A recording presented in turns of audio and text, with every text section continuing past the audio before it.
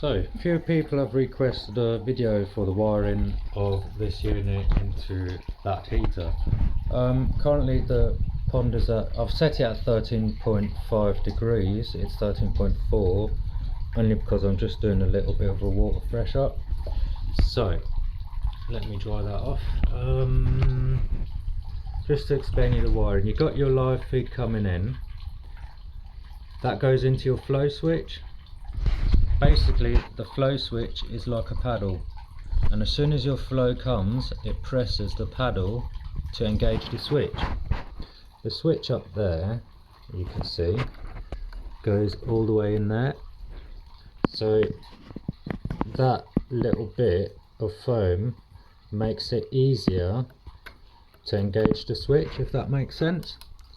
There you can hear.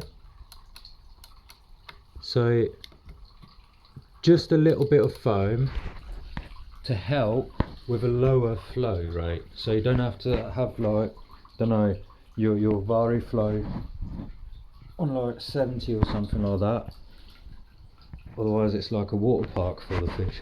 So let me explain it further. You've got it then for coming from the switch into the box, so you need to have a positive going over there. You have a like a U bit going in there, like there. That's the U bit. Don't look at that, I've still got it insulated properly. I'm going to shorten it. It's all still in a bit of a test process. If my explaining is a bit tricky, I do apologise. I'm German and I am trying my best to explain it with a bit of sense for you. So then so I've still got to tidy it up, but let's forget about that for now. I did add previously a flow switch and a heating switch because the old dials, they weren't really reliable. I don't say the Cloverleaf or the Spa heater are much of a difference. I doubt that the Cloverleaf is 100% better or whatever, but let's go back into this. You've got your neutral. You want to splice that because one side of the heating element is neutral, the other side of the heating element is positive. So you've got number 6 coming, that goes onto your heater. Number 5 comes from number 1. Okay, and then you've got your neutral, which you can actually join back up here and not down there. Don't shove too many in there, the holes are really small. 2.5 wire, 3mm wire is the max. You can't put too many in there, otherwise you end up maybe snapping one of those ports. Be careful with it. I've put the thermostat into this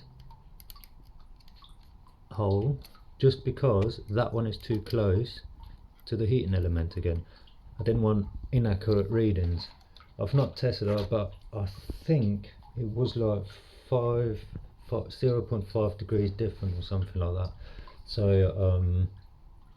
yeah, I didn't go too much into tests on that. I just put it further away, logical thinking. If you've got any questions, let me know.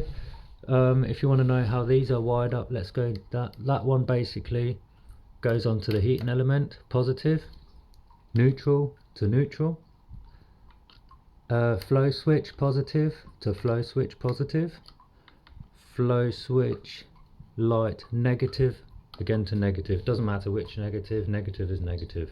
You just want the positives as a switchable wire. So good luck. Don't forget, always power off when you've got the guts open. Double check that you've got everything perfect, no wires exposed, no contacts on here, otherwise, well, don't have to explain, electricity and water don't work very well. Yeah, have fun.